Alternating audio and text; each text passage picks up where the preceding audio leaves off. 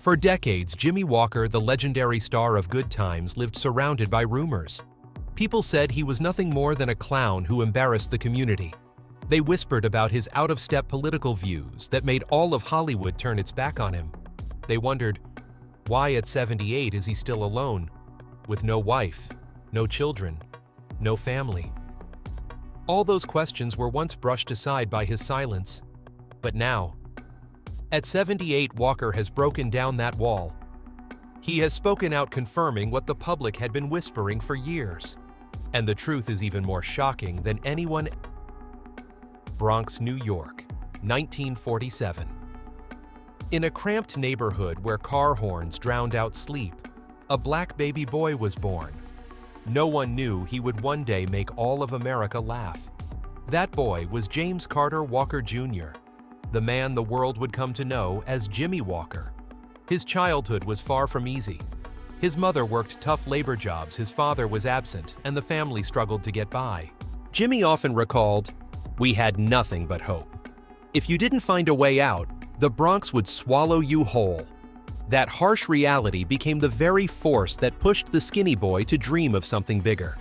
In 1964, at just 17, Walker happened to hear a stand-up comedy show on the radio. It was a moment of revelation. He decided to give comedy a try. With no schooling, no teacher, Jimmie simply stood in front of the mirror, practicing every expression, every pause. With no money and no connections, all he had was his voice and a knack for self-deprecating humor that left audiences in stitches. Walker quickly realized that laughter had the power to heal. It turned a poor kid into the center of attention in any room.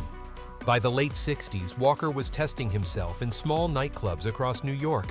And in those smoke-filled clubs, he sharpened every beat, every punchline, carving out a style that was unique. The turning point: Good Times. In the early 1970s, American television began looking for ways to bring more black representation to the small screen. Shows like Sanford and Son and The Jeffersons paved the way for a new generation of sitcoms programs that were not only entertaining, but also reflections of society.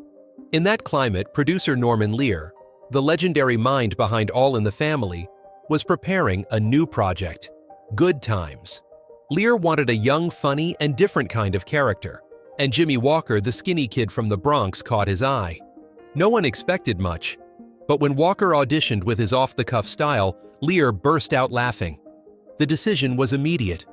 Walker would be J.J. Evans, a character who brought the raw energy of the Bronx straight to the screen. Good Times premiered in 1974. At first, J.J. was only a supporting character, but everything changed when Walker suddenly shouted "Dynamite" in his piercing voice. The audience erupted with laughter. CBS immediately asked the writers to include the catchphrase in future episodes. Within months, Dynamite spread across America. Kids shouted it on playgrounds, adults repeated it in bars, and even President Gerald Ford had heard of it. From an unknown comic, Walker became a national star overnight. TV Guide called him the breakout face of 70s sitcoms. Time magazine praised Dynamite as proof of the fame too fast a shadow too large. When Good Times hit peak ratings, Walker was only in his early 20s. In just one season, Jimmie Walker had gone from an obscure club comic to a national star. He appeared on Time TV Guide, was invited onto talk shows everywhere, and even performed comedy for the president. For Americans, Walker was a familiar face on their TV screens every evening, a beloved member of the sitcom family. But that blinding spotlight soon began to burn his relationships, planting the seeds of the turmoil that would explode in the chapter. Behind-the-scenes drama and endless conflicts, Dynamite became a national catchphrase, and Jimmie Walker was suddenly the brightest star. CBS celebrated sky-high ratings, but behind the scenes, tensions were already brewing. The role of JJ quickly began to overshadow the presence of the parents played by Esther Roll and John Amos. Both were seasoned actors. They believed Good Times had been created to portray the real struggles of a poor black family, to show audiences resilience and love in the face of hardship. But Walker's JJIJ was increasingly being turned into nothing more than a buffoon. In a 1975 interview with Ebony, Esther Roll didn't hide her frustration. JJ isn't a role model. He's a clown. We don't need a clown. We need characters with depth, with responsibility who truly represent Black people. That statement was like a dagger aimed straight at Jimmie Walker's image, the very figure viewers saw as the soul of. John Amos walks out, roll storms off. The conflict didn't stop at words. John Amos, who played Father James Evans, openly clashed with the writers and producers, insisting the show had turned into a joke that demeaned the image of Black people. In 1976, after just 2 seasons, John Amos left Good Times. The news stunned audiences. Many believed he left because his character was killed off, but in later interviews, Amos admitted, "I couldn't continue to be part of a show where the son JJ was being written as a clown. It betrayed everything we were trying to build." CBS responded by writing James Evans out of the script in a car accident. In 1976, John Amos departed the show in bitterness. Fans were shocked. The media labeled Walker the golden child of CBS, the star protected at all costs, even if it meant his colleagues had to go. Not long after, Esther Roll also walked away.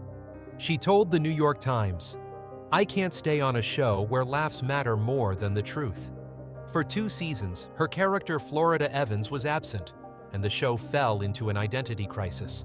Ratings dropped. CBS was eventually forced to bring Roll back for the final season. But for Walker, it no longer mattered. The distance between him and Roll had already hardened into a permanent fracture. The rumor of smiles. On-screen coldness. Off-screen after Good Times ended in 1979, rumors spread Walker and Roll had cut ties, never speaking again. Many fans recalled Walker's absence from Roll's funeral in 1998. Some articles claimed he deliberately stayed away to avoid confronting the past. Whatever the truth, the image stuck in the public's mind. Jimmie Walker, an Esther Roll mother and son, on-screen enemies in real life. Walker chose silence. No clarifications, no excuses. For nearly 4 decades, he seemed content to let the public write its own story. That very silence only made the speculation more mysterious. Fans believed Rollo and Walker had remained estranged until the end. Hollywood saw it as a prime example of the divisions that plagued early Black sitcoms. And then, at 78, after more than 40 years of silence, Walker finally spoke in a rare interview. He admitted that Esther Roll truly did dislike the way JJ was written. And yes, there had always been a distance between them that could never be bridged. But Walker also added, "Esther didn't hate me. She hated the way the scripts wrote the character. We weren't enemies, but we were never really close. I accept that." It was a late admission, but also the first time Walker tore down the wall of silence.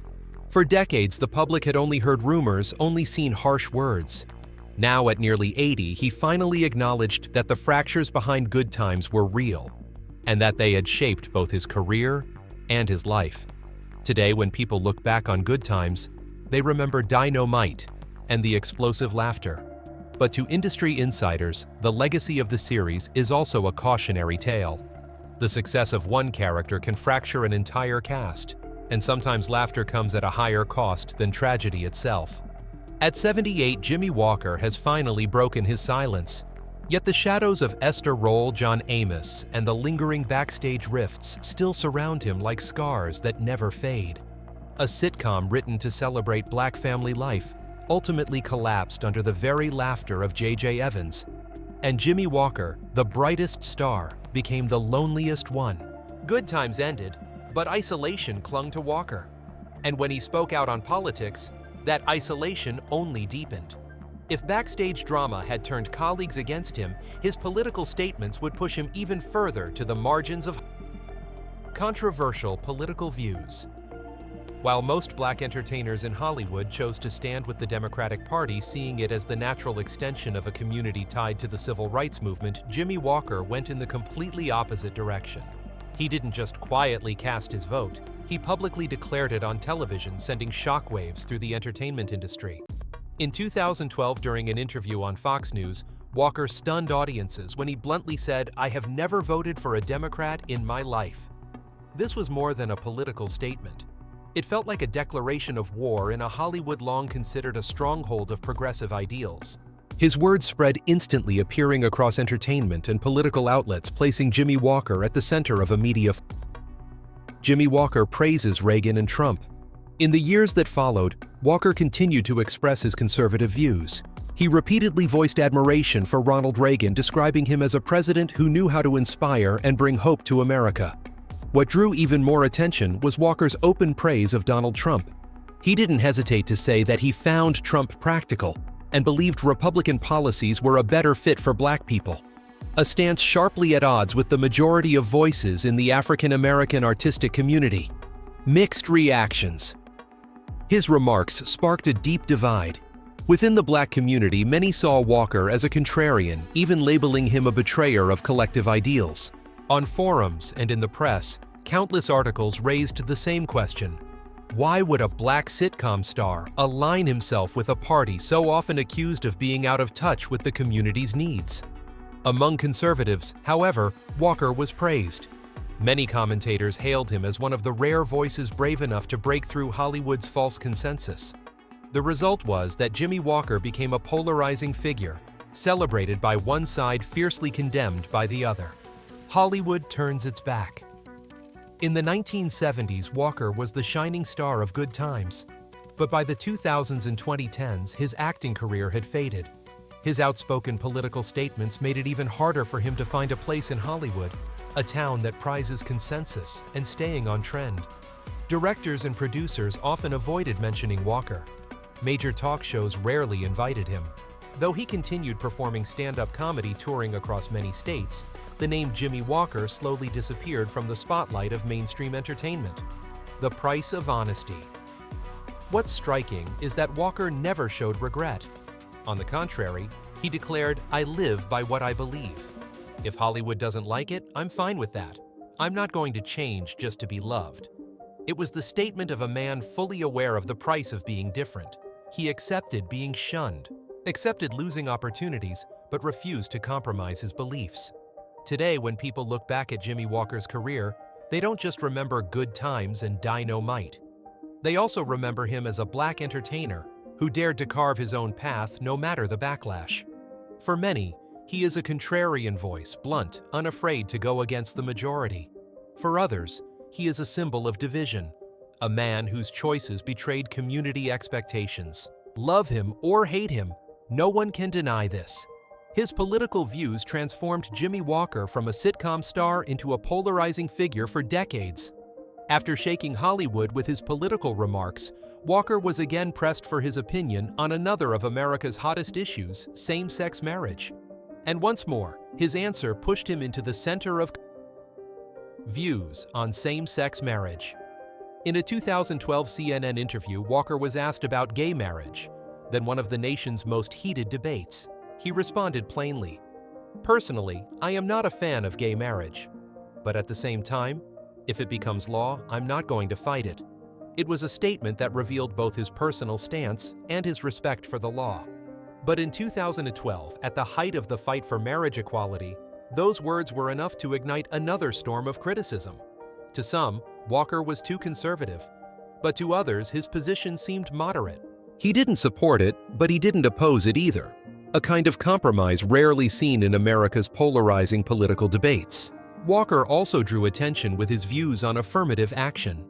In multiple interviews, he stated affirmative action was necessary at one point, but that point has passed. To him, the policy served its purpose in the decades after the civil rights movement, but continuing, it would only create dependency and reverse discrimination. His words struck a nerve in the Black community. Many accused him of forgetting his roots and denying the benefits of a policy that once helped Black people move forward. Yet others argued that Walker was brave enough to say the uncomfortable truth that it was time to compete based on merit. Why were these statements so controversial? To understand, you need to look at the social context of America at the time. In 2012, same-sex marriage was still deeply divisive in public opinion. For a Black star who had risen from an iconic sitcom to take a stance of not in support left audiences stunned. Affirmative action was considered a historic achievement of the civil rights movement. So when Walker said it was outdated, it was seen as swimming against the tide. Audiences who once saw J.J. Evans as a symbol of young Black life in poverty now watched the real Jimmie Walker seemingly reject policies meant to support that very community. The shock was even greater. He was already regarded as an outlier in Hollywood, and these remarks only reinforced that image. His words weren't just personal opinions, they became labels permanently tied to his name. While many of his peers stayed quiet or aligned with the majority, Walker bluntly chose a different path. With these statements, Jimmie Walker once again placed himself squarely against the grain. He had no legal scandals, no messy love affairs splashed across tabloids, but his political and social views alone made him one of the most controversial figures among Black entertainers. Agree or disagree, no one could deny it. Walker never chose the safe road. He was always willing to pay the price for being outspoken. Even in his private life, Jimmie chose a path, an unconventional private life. No marriage, no kids. Even in his personal life, Jimmie chose a rare path. In countless interviews, he stood firm in repeating his most shocking line, "I have never been married. I have no kids. And that's how it's going to be." This wasn't a joke. It was a conviction he held for decades, no matter how much curiosity or speculation it stirred. In a Hollywood overflowing with lavish weddings and high-profile divorces, Walker was almost a total exception. Of course, that doesn't mean Walker never had romances, rumors of romance. Throughout his career, the press often speculated about his dating life, but the most talked about and controversial rumor was his alleged relationship with Ann Coulter, the well-known conservative political commentator. In the early 2000s, major outlets like People and the New York Post reported that Jimmie Walker and Ann Coulter were secretly dating. The story spread quickly because the pairing seemed so unlikely a Black actor, once the face of a beloved 70s sitcom and a sharp-tongued conservative pundit known for igniting heated debates. The rumors caught fire when Norm Macdonald, a famous comedian, casually revealed on a talk show Ann Coulter is going out with Jimmie Walker. That single line instantly turned gossip into headline news nationwide. A polarizing conservative commentator romantically linked to a Black sitcom star from the 1970s. Soon after, outlets from the Huffington Post to the New York Post picked up the story. People magazine even dubbed them the most unlikely couple in America. But both Walker and Coulter kept things vague. In a later interview, Ann Coulter said, "Jimmie is one of the greatest people I've ever met. He's kind, funny, and real." Walker, however, stayed silent, neither confirming nor denying. That ambiguity only fueled public curiosity. Was there truly a romantic relationship between them, or just an unusual friendship? A choice, or a life of solitude? What shocked the public even more was Walker's complete lack of regret over his decision to live a life without marriage or children. When asked about marriage, he bluntly replied, "Marriage is not for me. I don't see myself being a husband or a father." For many, that was baffling. They asked, how could a man who was once famous across America, wealthy, talented, choose to live alone? But for Walker, it didn't seem like sadness. It was freedom. He once explained, "I see so many of my colleagues get married, then divorced, then miserable. I don't want that. I don't want to take on responsibilities I know I can't carry." Public opinion split in two. Some saw Walker as a Hollywood oddity, a star with no interest in love, marriage, or children. Others viewed him as a symbol of honesty, someone unafraid to live differently, refusing to bow to social norms. On social media, many comments called him the loner star. Whether with admiration or skepticism, that image became inseparable from Walker's name, casting his private life under a constant air of mystery. At 78, Jimmie Walker still holds the same stance. He has never had a wedding, never been a father, and has shown no intention of changing. His private life stands as a declaration: not everyone needs a family to feel complete. In many ways, his choice to live without a wife, without children, made Jimmie Walker unique in the eyes of the public. To some, it's eccentricity. To him, it's simply the truth, a life lived on his own terms. The catchphrase "Dynamite" carried him from a poor Bronx childhood to national stardom, but it also trapped him in the overwhelming shadow of J.J. Evans. And from there, Walker's career seemed to follow a downward curve, still laughter, still lights, but never again the explosive heights of his past. A fading career and comeback attempts. The 1980s brought Walker a few opportunities, but none strong enough to redefine his name. In 1980, he appeared in the satirical blockbuster Airplane, a massive box office hit. Though only a minor role, Walker's presence was enough to make audiences cheer when they heard his unmistakable voice. He continued to pop up in sitcoms, such as The Love Boat Fantasy Island, and later The Drew Carey Show and Scrubs. Occasionally, Walker was invited onto major talk shows to repeat his famous Dynamite catchphrase. But these were only scattered bright spots, never enough to bring him back into Hollywood's center stage. Stand-up comedy, returning to his roots. With fewer acting roles, Walker returned to his roots, the stand-up stage. Throughout the 1980s and 1990s, he toured across the United States, performing in small clubs, casinos in Las Vegas and Atlantic City, and even theaters with just a few hundred seats. Compared to the millions of viewers from his Good Times days, the scale was modest. But for Walker, it was proof that he still mattered. As he bluntly put it, "Television can forget you. But if I get on stage and people still laugh, then I still exist." The laughter from a small club audience didn't echo like the applause on CBS, but it kept Walker tied to the craft that lifted him out of the Bronx, the gift of making people laugh. A symbol, trapped between past and present. The bitter reality was that audiences still loved Jimmie Walker, but mostly they loved J.J. Evans of the 1970s. Each time Walker stepped on stage, they weren't waiting for a new routine. They were waiting for him to shout, "Dynamite Walker." Himself admitted, "I never really escaped J.J. Evans. I know it, and I've learned to accept it." So no matter the new projects or tours, Walker remained a faded legend remembered, but never explained. Net worth and current life. At 78, when many stars of his generation have long stepped away, Jimmie Walker continues to surprise with his persistence. Though far removed from his peak, he still performs stand-up, still takes part in small film projects, and still connects with audiences with his signature blunt honesty. Estimated wealth, modest but steady. According to public sources like Celebrity Net Worth, Walker's net worth is estimated around $800,000, with other outlets reporting between $500,000 and $1.5 million. While it pales compared to the multi-million-dollar fortunes of his peers, it is enough to live comfortably, especially for an artist who chose to go against the grain in both career and personal life. What stands out is that Walker never flaunted lavish mansions or luxury cars.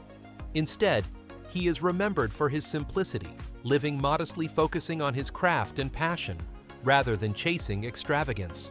A star still working, Walker never retired. Instead, he continues to tour the stand-up circuit, from small clubs in Las Vegas and Atlantic City to special events like his 2025 double bill with comedian Lenny Clark at Martha's Vineyard. He still steps onto the stage, still chasing the familiar sound of laughter. He even shared candidly, "Television can forget you.